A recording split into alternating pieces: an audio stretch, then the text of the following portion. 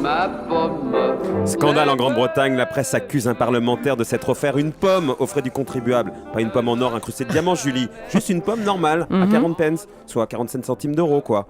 C'est un tout petit scandale, Stéphane Bakowski, c'est votre histoire. Non, c'est pas si petit que ça. Vous savez que ce qui fait en fait la taille d'un scandale, c'est simplement le nombre de pages que veuillent bien lui accorder les journaux. C'est Et vrai. donc là, même si le scandale ne paraît pas énorme, les journaux lui ont accordé beaucoup de place. Alors, il faut dire que les Britanniques sont hyper remontés contre ce genre de malversation, puisqu'en 2009, il y a eu un énorme scandale au Parlement britannique.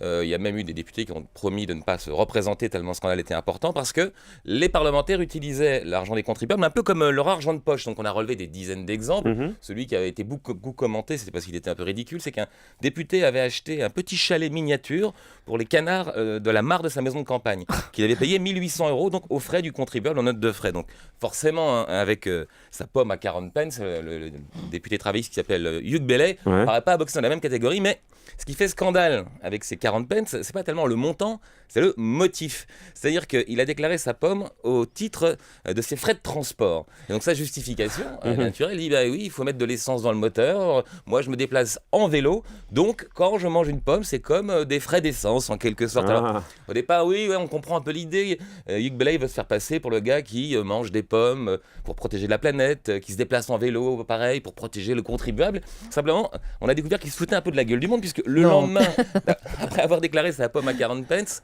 on se rend compte qu'il a une note de taxi de 150 euros, que ça ne dérange pas du tout. Ça marche pas du tout votre histoire, Donc enfin la son presse histoire. se soupçonne même un peu de multiplier les notes de frais exprès pour paralyser les services de la compta qui sont beaucoup plus rigoureux qu'avant.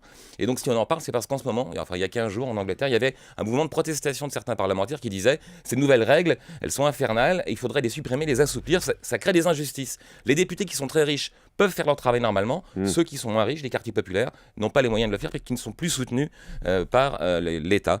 Donc l'argument n'a pas vraiment ému le président de la commission. Il a dit, écoutez, pour dire des choses comme ça, je crois que les hommes politiques ne se rendent pas bien compte de l'état d'exaspération de l'opinion britannique. Voilà, à bon entendeur, salut. Salut Stéphane, à tout à l'heure.